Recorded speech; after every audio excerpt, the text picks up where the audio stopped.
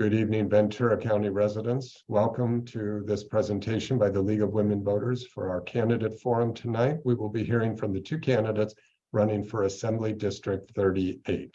I'm David Marin, a member of the League and your moderator tonight. We will be doing opening statements for the candidates, followed by responses to the questions you submitted when you registered, followed by closing statements. At this time, it's my honor to introduce the president of the League of Women Voters, Kathy Morgan. Good evening, everyone, and thank you for being here. The League of Women Voters was founded in 1920 with the mission of educating a new group of voters, women, who were granted the right to vote nationwide with the passage of the 19th Amendment. The League of Women Voters is a nonpartisan organization committed to providing voters with factual, non-biased information, and as such does not support a particular candidate or political party. The League today continues with the mission of empowering voters and defending democracy by registering voters, providing information about the candidates and the issues, getting out the vote, and supporting fair and transparent elections. The candidate forums are an opportunity for voters to hear from the various candidates and to get the information they need to make an informed choice when they vote. Attendees to the forum are invited to submit the questions they wish asked of the candidates when they register. The candidates have not been provided the questions in advance, and each candidate will have the opportunity to answer the questions posed. We are glad that you are here tonight to hear from our candidates. We hope that you get the information you need to make an informed choice. And at this time, I would like to turn it back to tonight's moderator, David Marin. Thank you. Thank you, Kathy. For anyone using the latest version of Zoom who wishes to see Spanish language captions, you can turn on captions. We are providing that. Also, I'd like to let everyone know that this is being recorded and will be available on our website in about 24 hours. We randomly drew numbers earlier, and Steve Bennett will go first, followed by Cole on the opening statements. Steve, when you're ready, you have 90 seconds. Hey, thank you very much, David, Kathy, and the League for what's always been the most professional debate between the candidates that we have here in Ventura County. So I appreciate this opportunity. Just for voters that are new, watching for the first time, just very briefly want to say that I think my experience has put me in a good position to be somebody that would earn your vote this coming November.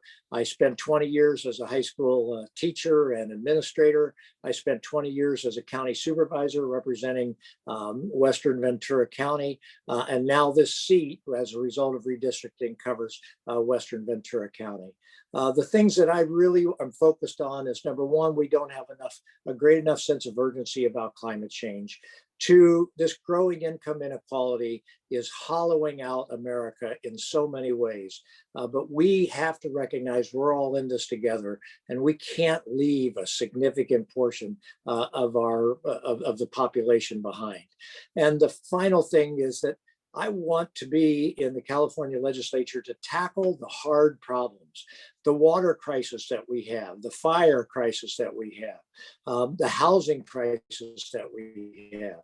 And that's what I'm doing up there. I'm trying to wake people up and hit some of these tough issues and at least get the conversation going. Thank you. And Cole, when you're ready. Okay. Thank you. Thank you very much. And thank you to the League for allowing me to be here and to get to take part in this forum. I truly appreciate it. My name's Cole Brocato, and I'm your candidate for the 38th Assembly District. As a lifelong Californian, I'm running for office because of the failures of California. 20 years in academia, 20 years in politics, and now 2 years in the state assembly. We're seeing the failures of career politicians, people who have spent a lifetime working for the government instead of serving the people.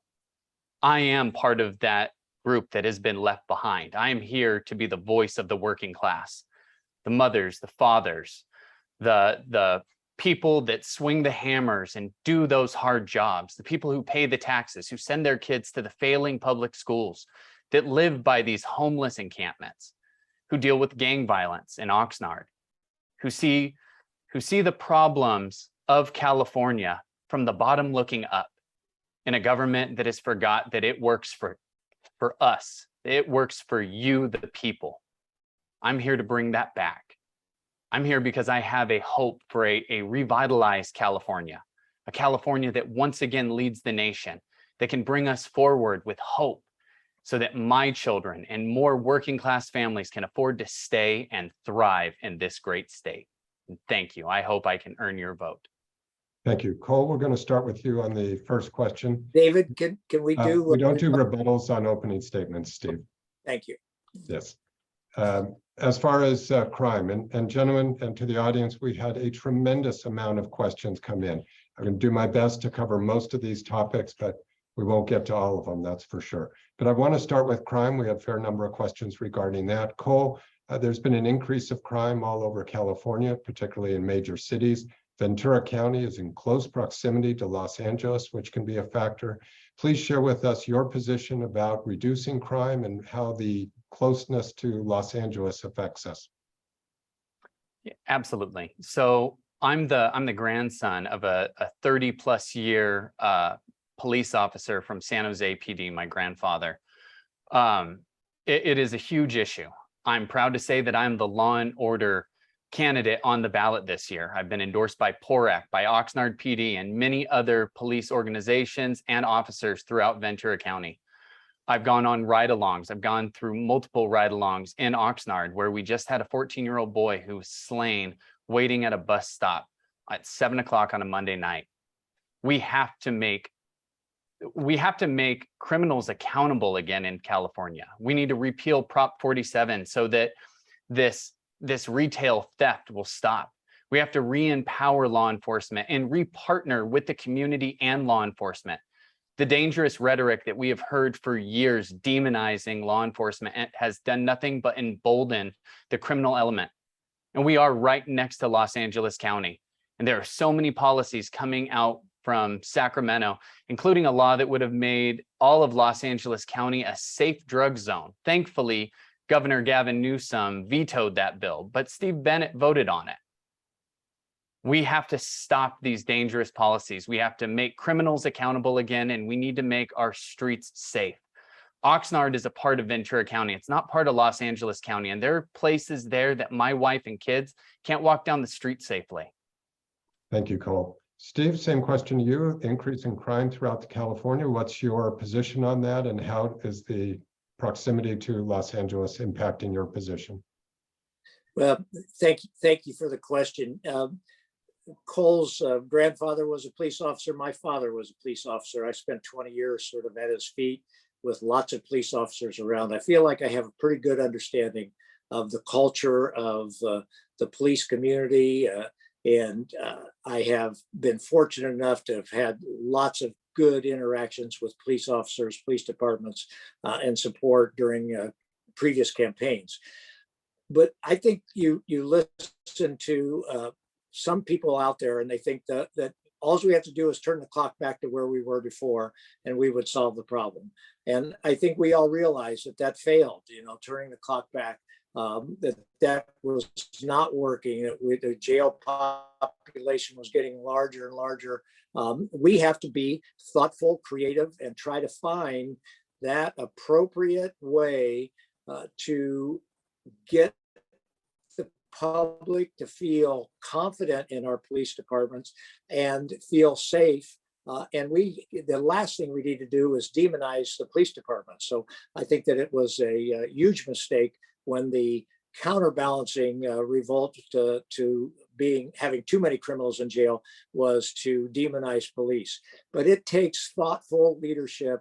And I would just offer to you that these problems aren't going to be solved with quick sound bites. They're going to be solved with hard work and diligent efforts along with our police partners. Thank you, Steve. Go ahead.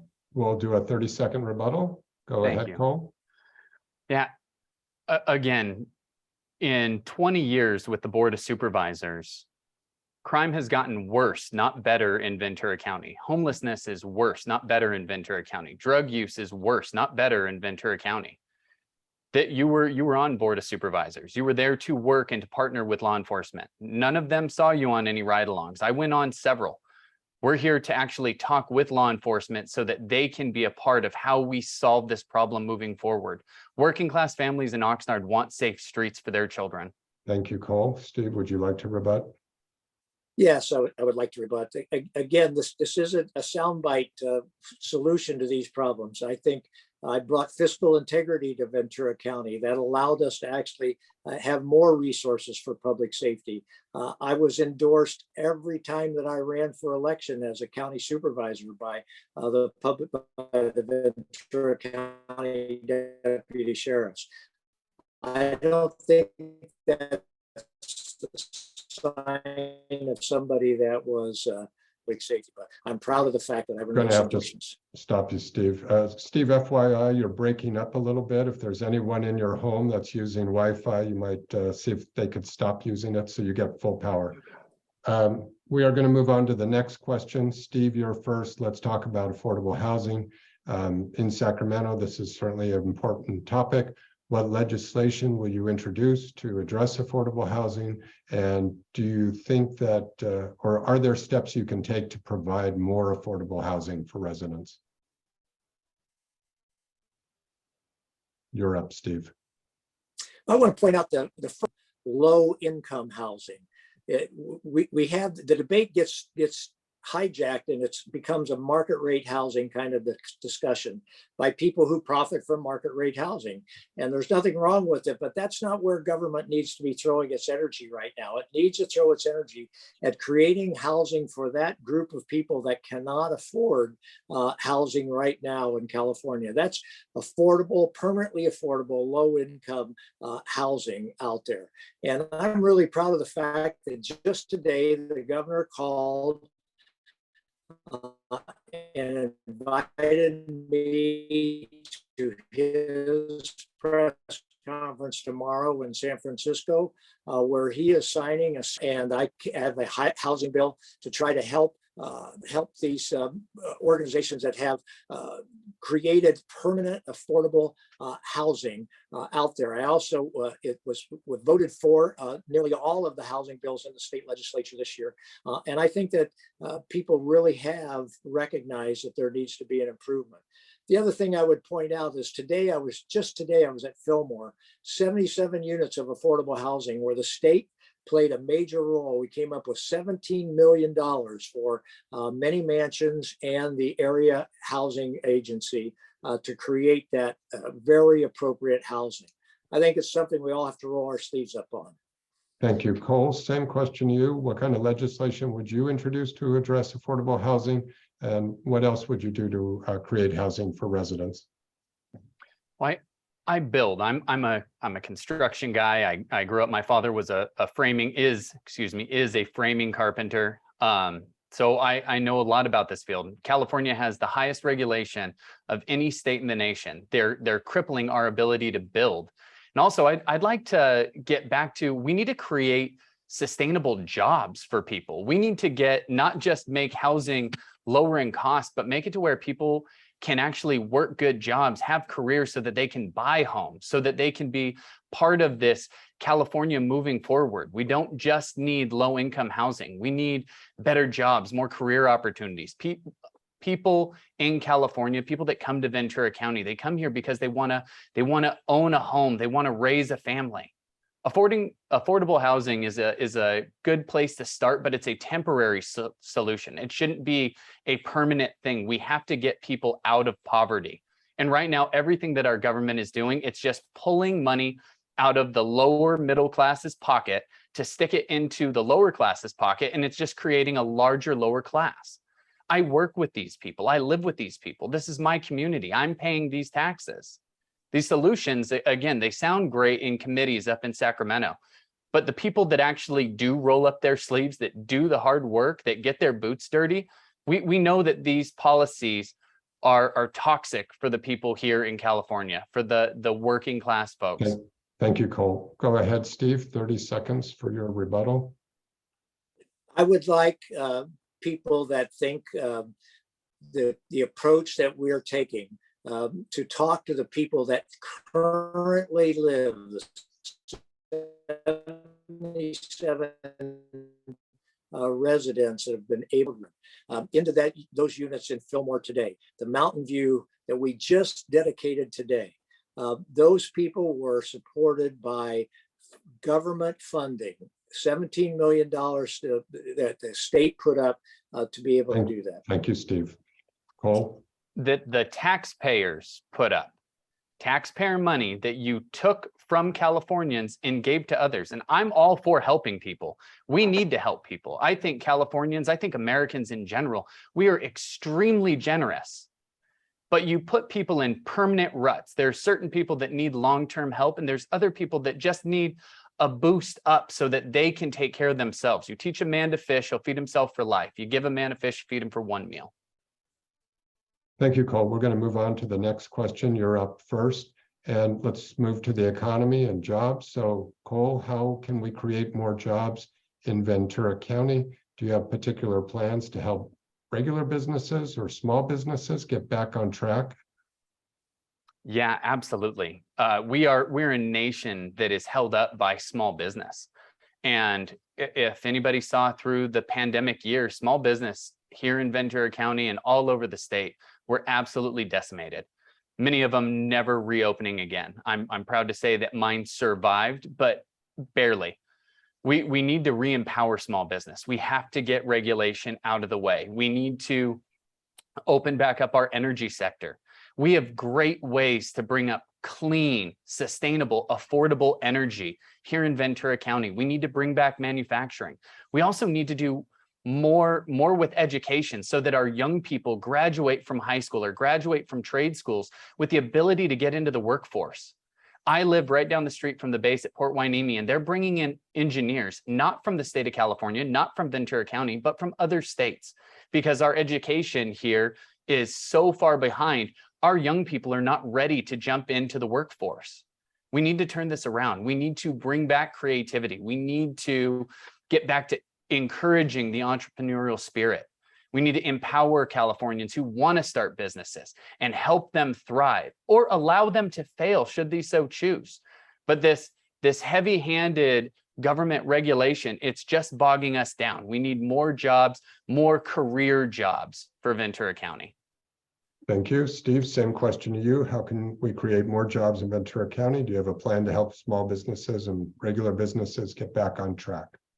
Well, first I'd like to point out what will not create more jobs, and that is just more sound bites without specifics. So we talk about regulation. I asked the voters out there, who do you think can move legislation to decrease regulations, inappropriate regulations better? That's what the kind of choice you have in front of you. I worked with people in the wine industry and the spirits industry and found that they had a leftover regulation all the way back from the prohibition days.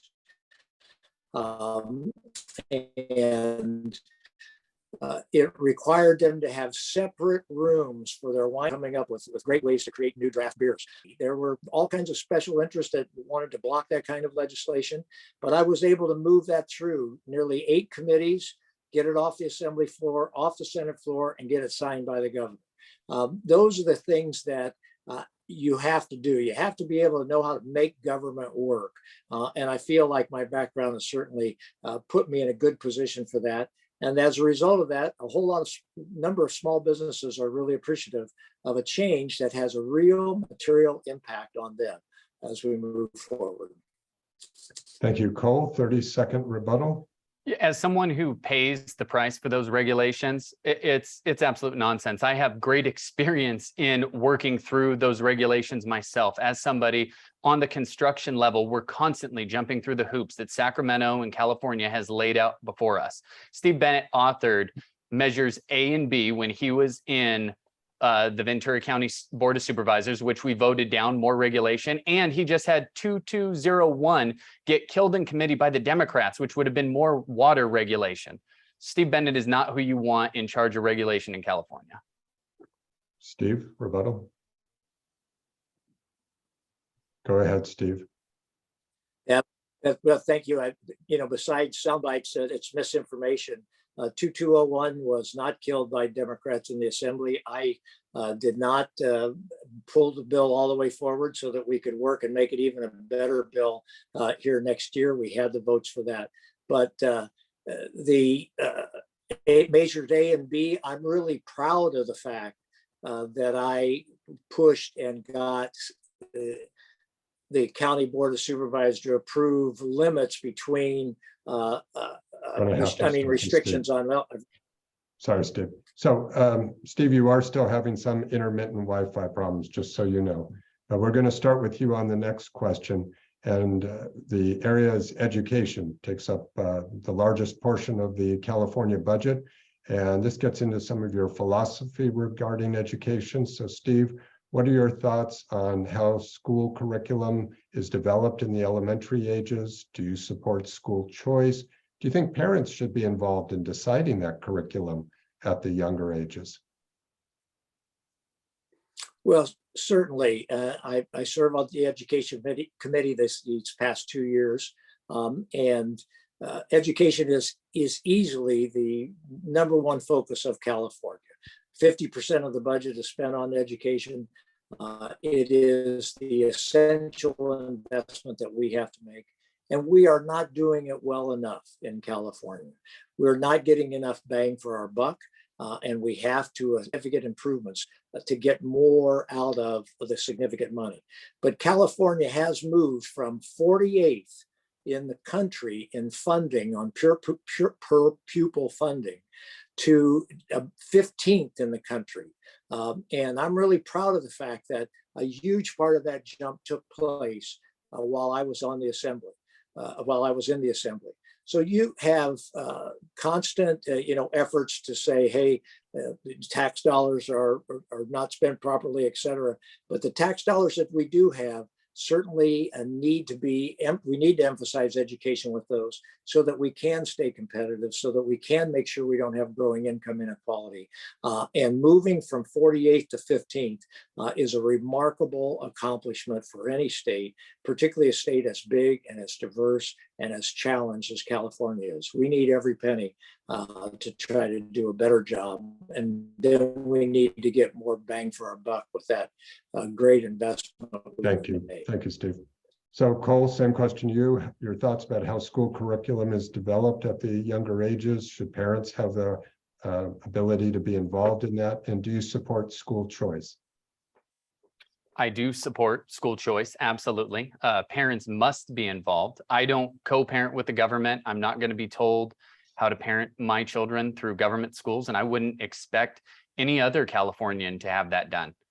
Our school curriculum right now, we spend $136 billion per year. That's local, state, and federal money on education. Yet our kids are graduating with an 8th grade reading level and even lower than that in math. It's an absolute abomination. You have to spend, taxpayers have to spend extra money to send their kids to private schools because they can't have the choice to send their kids to a school that's doing better.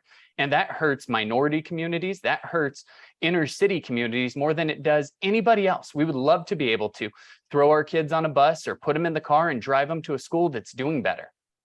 We've got schools that can't teach reading, writing, and arithmetic, yet now we're adding in this race-based training and this gender and transgender ideology.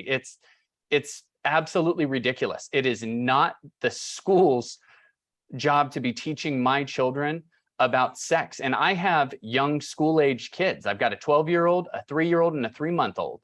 And the direction in which the curriculum in California is headed is scary, and it's scaring most Californians. It's why you're seeing a lot of the changes politically all throughout the nation and in the state of California. Thank you. I'm going to move on to the next question. And Cole, you'll be up first for this. You mentioned it earlier as far as oil and gas drilling. So share with us a little bit. Let's get into this, not just what you've voted for or against, but your overall view about fossil fuel production here in Ventura County. Oil refineries, do you support increasing output? Do you support shutting down oil and gas? What do you think is the best way for Ventura County to deal with the oil and gas production? I think we should absolutely be ramping it up. I was honored to get to go tour Sespe Fields. I saw the operation that they run. It is beautiful. It is clean. There's a condor preserve right next to it on a hill that you couldn't have windmill farms up there. You couldn't have big solar farms up there. It would kill the condors. Yet the oil industry has found a way to operate this very complex machinery and this very highly regulated process here in California, right next to a nature preserve, and it is done beautifully. The oil industry in Ventura County brings in over $2 billion per year and creates a ton of jobs. I would absolutely ramp it up. Some people up in Sacramento, it might not affect them when gas is $5 or $6 a gallon, but for working class Californians, it's devastating. I have families, I have parents of the kids that I coach that are stuck in a position between, do we buy milk or do we fill up the car so that we can both go to work? And that is a horrendous position to be in. We are not ready for an all electric vehicle fleet. We don't have the infrastructure. We couldn't keep the power on to charge these cars when it got too hot just a few weeks ago. We absolutely, whatever our next industrial revolution is going to be, whatever the next energy technology will be, it will be built on the back of fossil fuel and on the oil and gas industry. And we should absolutely use it right now, safely, responsibly, but we should definitely ramp it up. I'm going to have to stop you there. Steve, same question to you. What is your position on oil refineries production in Ventura County? What happens if we shut down? What happens if we increase output? What's your position? Well, this is one of the areas that is a clear difference between my opponent and myself in terms of this. And, you know, in a previous debate, in fact, there's a previous league debate and other debates, he has a very different view as to whether we're even experiencing significant climate change, man-caused climate change. And so consequently, he's not as focused on stopping the pollution of the CO2 into the atmosphere. But it is a complicated issue for a market economy to switch from a fossil fuel economy to a non-fossil fuel economy. And we are going to have dislocations as we move forward in terms of doing that. But we have to do it. And I am adamant that we need to have more urgency. We need to spend more time and attention on making this transition and making it in a smart, logical way. I think that you see the natural gas industry is starting to embrace the idea of moving to hydrogen and trying to find a role for themselves in hydrogen. We can do that, but we're not going to do it if we deny that climate change is real. We're not going to do it if we just take the easy, simple solution and always say, oh, the counter argument that comes from the oil industry has always been one that is going to kick the can down the road in terms of all of the changes we really need. Okay, Cole, you have a 30-second rebuttal. Yeah, the oil industry that's spoken of is fairly small companies here in Ventura County. It's your neighbors that work these jobs. We need energy. We need energy so that we can stay warm in the winter and so that we can keep it cool, especially for elderly people in the summertime when it gets hot. I absolutely agree that we need to be responsible shepherds of the environment. I'm 35 years old. I've got the rest of my life to live on this planet and in this state. My kids will grow up here. Of course, we want to take care of the environment, but slave labor mines mining up lithium is not the answer. Neither is these huge petroleum and rare earth mineral waster windmills. I have to stop your call. Thank you. Steve, same to you. So folks, you have it right there. If you want a future that does not move towards electric vehicles, it does not move towards wind energy and battery technology, then I think you have my opponent as somebody to vote for. If that's what you think is the best for the United States and the best for California. When we try to say that the local oil industry is just a bunch of local neighbors, they spent more than $6 million defeating Measure A and B. There was only $1 million spent against them. That's not local neighbors. Thank you, Steve. We did defeat it. Going to move on, Cole. Ask you to stop. Steve, you'll be up first on this next question. Let's turn to one of the most important issues in California right now, which is the drought and water. What can you do in Sacramento to help ensure that we do not run out of water? A lot of that is local issues and a lot of it is at the state. Share with us your plan to involve the various water agencies to provide long-term reliability? Well, just 2 weeks ago, I held a water forum here in Ventura County to try to educate our citizens and residents. And I'm really happy. We had hundreds and hundreds of people, both online and in the boardroom. We brought in all of the wholesalers in Ventura County. We brought in the major cities that provide water. We brought in the state water, the Department of Water Resources. So bringing all the stakeholders together is something that I have experience in, and I did before for state water and desal. We had another great session there in the boardroom. But we're not going to address this problem properly until we really educate everybody that we are not just in a drought, but we are in a period of aridization, a period of changing in the climate. Now, if you don't think climate change is real, you may not think that we're in anything more than just a drought and we'll be out of it and back to normal. But that's not what 99% of the scientists say. We're getting less snowpack. We're getting warmer temperatures, so the snow runs off quicker. That used to be the giant reservoir for us to have that snow come down and melt over a long period of time. But we have aridization. We have to work together. We're over pumping our groundwater. We need much more aggressive action in terms of trying to protect our groundwater. And all of those things take on powerful special interest. And if you don't have the personality and you don't have the mindset to do that, you're not going to solve big problems. Thank you. Cole, same question to you about how you could work to bring together the water agencies to make sure we have a reliable supply of water. Yeah, I think the voters overwhelmingly passed Prop 1 to increase storage capacity and to bring in more infrastructure for water. I think that we had a wonderful snowpack this last October and December.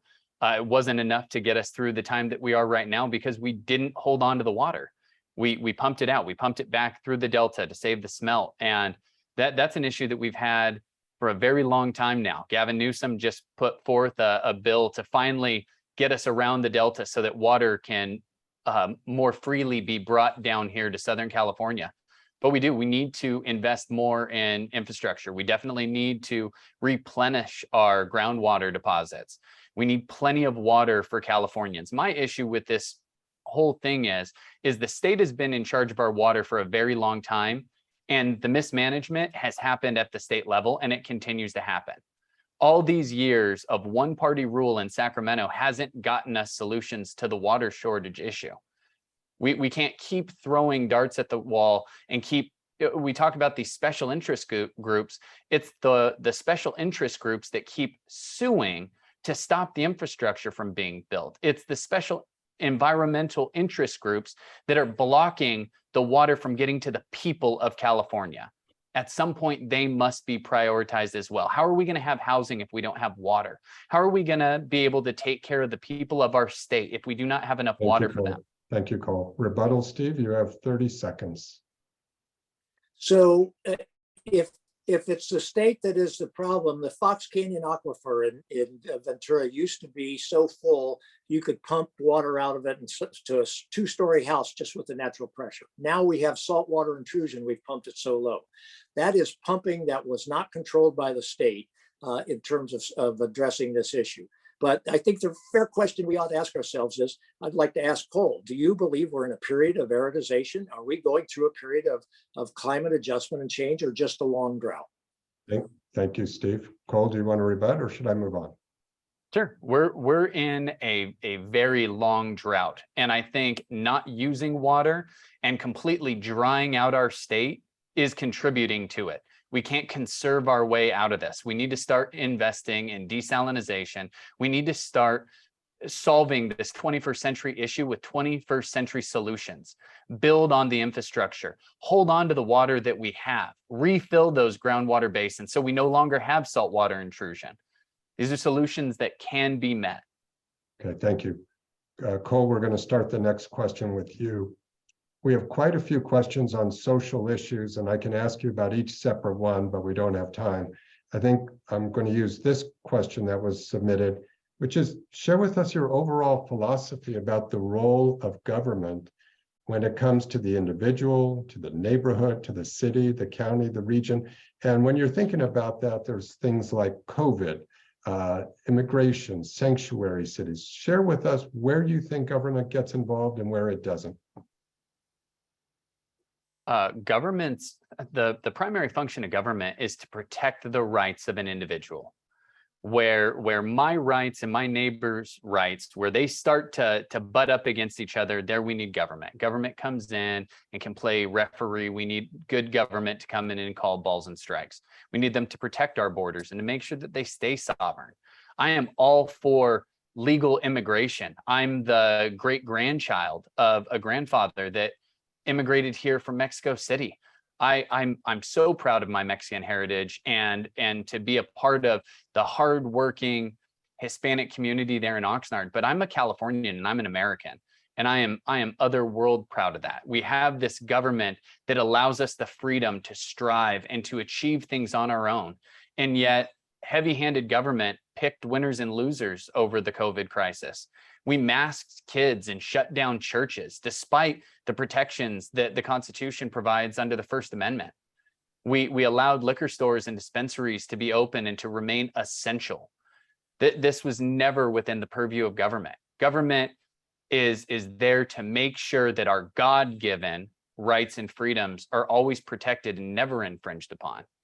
That's where I stand on that. Thank you. So Steve, same question to you is where you see the role of government dealing with the individual, neighborhood, city, county, region, even the federal. Share with us how you might view those issues. I want to thank the League for this question because I think it's the most important question we have. What is the role of government today? You know, if you think back to America, all the way back with the founding fathers, we were a very simple agrarian society, more than 90% of the people living on farms. You have a very different society today where we are so interdependent upon each other. We're all doing specialized jobs. The interactions between all of us are so much more complicated. We need government to recognize that we're all in it together. We are occupying this planet together. We're occupying this country, this state, and this county together. And we have to, government is the way that we link our efforts together to solve our common problems. We have lots of problems. Let's just take water as an example. If the only role of government is to protect our rights, what's the right way to address the whole issue of the water challenges that we have out there? That's much more than just protecting rights. That's solving problems. And that is the role of government, to try to solve the problems collectively that we can't solve on our own individually. And I feel strongly about that. And I'm proud of the fact that in California, we have at least committed to that philosophy in terms of trying to do it. We're not getting it right all the time. There are improvements we have to make, but that's the role of government, to try to take care of all of us. Thank you. Steve, I'm going to move on. We're running out of time, but I think that this is a question voters may really want to know about. Question regards voting machines and the vote. So do you trust voting machines? Do you think the state of California should go back to paper ballots? Share with us your position on the voting process. I've always said, and I'm proud of the fact that on the Board of Supervisors for 20 years, I always said the only way I support electronic voting is if there is a paper trail, an accurate paper trail that you can go back and verify the electronic votes. And that's what we need to do to keep everybody feeling confident in the system. But the problem we have in America is much less. I mean, over and over again, all these people have made all of these claims, classic sound bites, you know, the stolen election and all of that, but they haven't brought a scrap of credible evidence that there's been any significant cheating or any other problems out there and stuff. The problem we have in America is people implanting doubts. And it's not just Americans doing it. We have our foreign adversaries that really want us to lose faith in our own elections and our own electoral process. And I'll be curious to see how my opponent feels about this, because it is the eroding of confidence in our elections that is going to really cause long-term problems for us in America. And there are many things we can do to make sure we feel confident, but trying to put false allegations out there repeatedly over and over again to support the Russians and the others who are trying to decrease our country's confidence in our electoral process. That's just wrong, and defending democracy is becoming the real battle for all of us. Thank you. Cole, same question to you as far as getting rid of voting machines. Do you trust voting machines? Do you think we should return to paper ballots? Yeah, I think with the lack of confidence, and I actually agree with that. I think that people in California have no confidence in our election process, whether that's because Hillary Clinton said that the election was stolen in 2016, or because we've said that the election was stolen in 2020, or whatever the reason for it is. There's a lot of Californians that turn around and say, my vote doesn't count. Oh, why bother even voting? It doesn't really count. They don't even need to show an ID. That's a joke. There is every country in Europe, you have to show a voter ID. In countries like Germany, you set an appointment to go in and vote. There's so many things that we could do. This is something that is so important. And it's important to every voter in California. If you're going to show up and you're going to cast a ballot because you want a change or you want something to happen in your state, you have to have confidence that that vote is counting. I'm telling everyone, cast your ballot. Send it in however you need to, but I would love for us to go back to an all paper ballot system with voter ID. Everyone in Ventura County can absolutely get a voter ID. If anyone can't, I will offer myself to pick them up, drive them wherever they need to go so that they can get that ID, because nobody that I know doesn't have identification. I think that that would be a very important way to move forward and to retie that confidence in elections. Thank you. Candidates, we're about out of time. I'm going to give you a very open-ended question. As far as your goals and objectives, we've heard a lot about your differences, but if you are elected, what are the top 2 or 3 goals? And also, besides just the goal, tell us how you're going to try and move the needle to accomplish those goals. And Cole, you are up first. What are your top 2 or 3 goals, and how will you accomplish those? Yeah, I think we have to restore public safety here in California. We need to repeal Prop 47. We need to stop this mass retail theft that is hurting small businesses all over the state of California. We have to get education back to under control. We have to hold teachers as well as students and parents, everybody, all in one room, striving for better education so that our kids are graduating with the knowledge that they need to join the workforce or to be the next innovators in the state of California. And that's a bipartisan issue. Everybody wants that. Democrat kids, Republican, independent kids, it doesn't matter. We all want our kids to be safe. We want them to have a bright future. We want them to get a great education. We need to do these things. And to continue to kick the can down the road, to use Steve Bennett's line, doing the exact same thing that we have, the same policies, the same, social justice policies, as opposed to just justice and holding high standards. And no, everyone must meet the standard. We will learn to read, we will learn to do math, and keeping the standards high so that when our kids are aiming for the stars, they can land on the moon. We need to demand excellence again as a state so that we as Californians can hold our heads up high. And I think that I'm the man for the job to do that.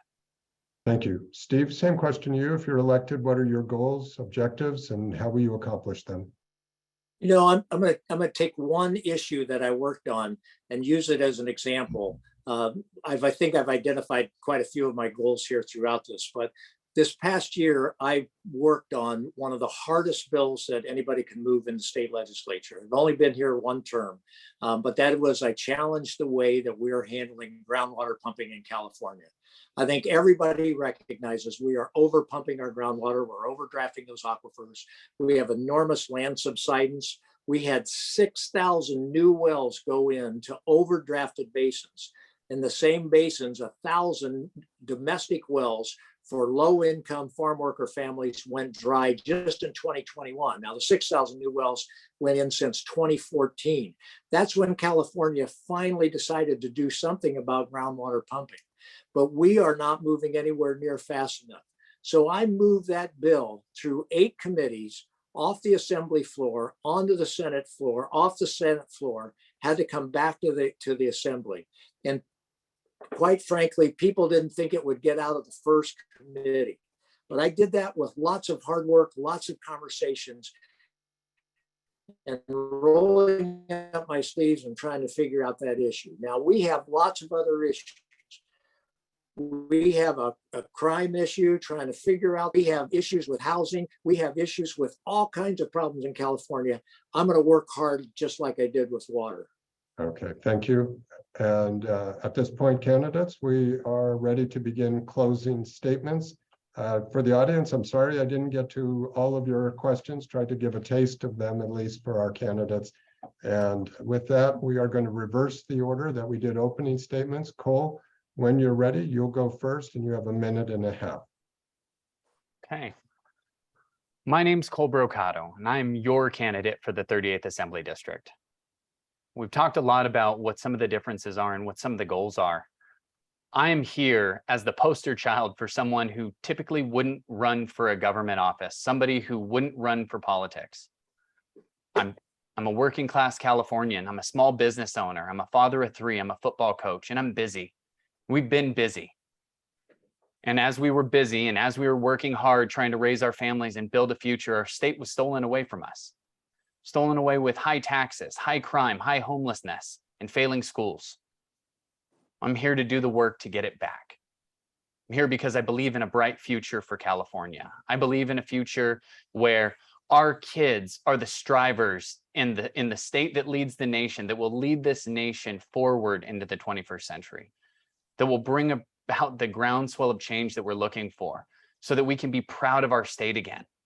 I want a state where my children are not forced to leave, where working class families are embraced, respected, and treated as valuable here in this state because we make the state run. We're the taxpayers. We fund the programs. We push it all through, and our voices have been forgotten. I'm here for those unsung voices. I'm here to bring this future forward. I'm here to work hard for you. My name's Cole Brocato. I hope I've earned your vote. Thank you. And Steve, we'll wrap up with you when you're ready. I want to remind everybody, we are all in this together, and we have a challenging world to be in it together. We have climate change worldwide. As a result, we have a water crisis here, and we had a water crisis even before, and it's going to be much worse now. We have so many things that we have to work hard on in the United States. We have to protect democracy. We have to defend it from inappropriate attacks from the outside as well as from the inside. We are in it together, and that's what government needs to do. And I'm committed to that philosophy of trying to take care of all of us. This growing income inequality is really separating the haves from the have-nots. That is not healthy for us as a country. It's not healthy for us as a state or a county going forward. So I think that over the years, with many of you, I think I've demonstrated how I go about solving problems. I was called a career politician tonight. And I just think that most of you would shake your head at that when I'm the one that wrote the toughest campaign contribution limit law in the state of California for the county of Ventura. And all of the other things I've done is challenge those special interests that want to protect their profits at the expense of all of us. We're not going to solve the problems with simple sound bites. We're going to solve the problem with intelligent, hardworking solutions. Thank you, Steve. Thank you to both candidates. We know it's been a grueling election for both of you and your families. We respect that you've thrown your hat in the ring. Thank you for that. I want to go ahead and take a moment to share with the audience some important information about voting. The ballots will be mailed to all California registered voters. They go out pretty much 2 weeks from tonight, October 10th. When you get it, you can return the ballot via the mail. You can drop it off in a mailbox or at a drop box. You can take it with you to the voting center when the polls open closer, I think November 8th, and there's a few days before. You can follow your ballot if you want to make sure that it's been received. You can go to where'smyballot.sos.ca.gov and just register your name, and then you'll get automatic emails every time your ballot is moving through the system. Has it been collected at the post office, at the elections, etc. Important information for voters is available at votersedge.org/CA. This will show you all of the candidates running in any race for your particular area. Remind everybody that the league is available at lwvventuracounty.org. You can go there to view the video of tonight's forum. You can register for any of our upcoming forums or videos of the ones that have already happened. So thanks again to our candidates. I also want to take a moment to thank our volunteers. I see that Steve Bennett has turned off his video, but he is still here on the list. Our volunteers tonight, Kathy Morgan, you met already, Pat Essick, Cheryl Collard, Maddie Park, Wayne Morgan, and Elizabeth Moore. To everybody, thank you so much. Don't forget to vote. I'm David Marin with the League saying goodbye. Thank you.